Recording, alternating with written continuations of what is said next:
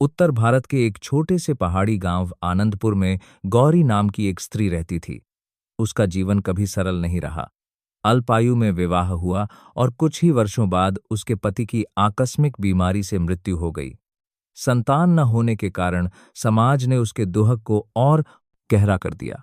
गांव की मान्यताओं में गौरी अब अभागी बन चुकी थी। कोई उसके पास बैठना नहीं चाहता, कोई उसके हाथ का पानी नहीं पीता। मंदिर के पास से गुजरते समय लोग फुसफुसाते, इसकी परछाई भी अशुभ है। गौरी चुपचाप सब सहती रही। वह जानती थी कि विरोध करने से कुछ बदलने वाला नहीं। अचानक बदला हुआ मोड़। एक दिन गांव के बाहर बहती नदी के किनारे 3 अजनबी यात्री रुके। उनके वस्त्र साधारण थे, लेकिन चेहरों पर अद्भुत शांति थी। वे न साधु जैसे दिखते थे, न गृहस्थ जैसे, मानो दोनों से परे हों। गांव वाले उनसे वरदान मांगने पहुंचे, पर वे मुस्कुराकर बोले, हम देने नहीं, देखने आए हैं। उनमें से एक ने गौरी की ओर देखकर कहा, यह स्त्री टूटी नहीं है, बस सोई हुई है। गांव वाले हंस पड़े। सोई हुई? यह तो अभिशप्त है। पर उन यात्रियों ने कुछ नहीं कहा। पहली परीक्षा, सत्य का सामना। रात को गौरी को स्वप्न आया।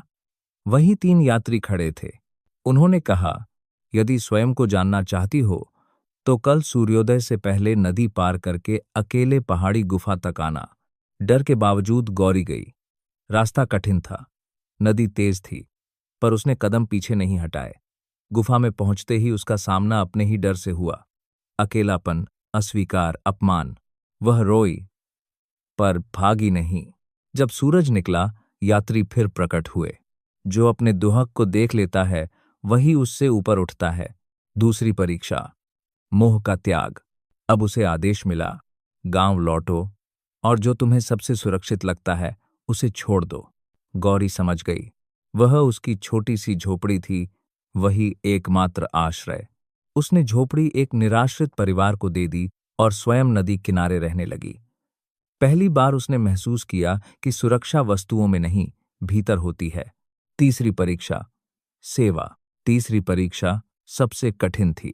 उसे कहा गया, जिस समाज ने तुम्हें ठुकराया उसी की सेवा करो, बिना पहचान, बिना अपेक्षा। गौरी ने बीमारों की देखभाल शुरू की, बच्चों को पढ़ाने लगी, भूखों को भोजन देने लगी। लोग पहले नहीं पहचान पाए, लेकिन धीरे धीरे उन्हें एहसास हुआ, यह वही स्त्री है जिसे उन्होंने कभी तिरस्कृत किया था। परिवर्तन।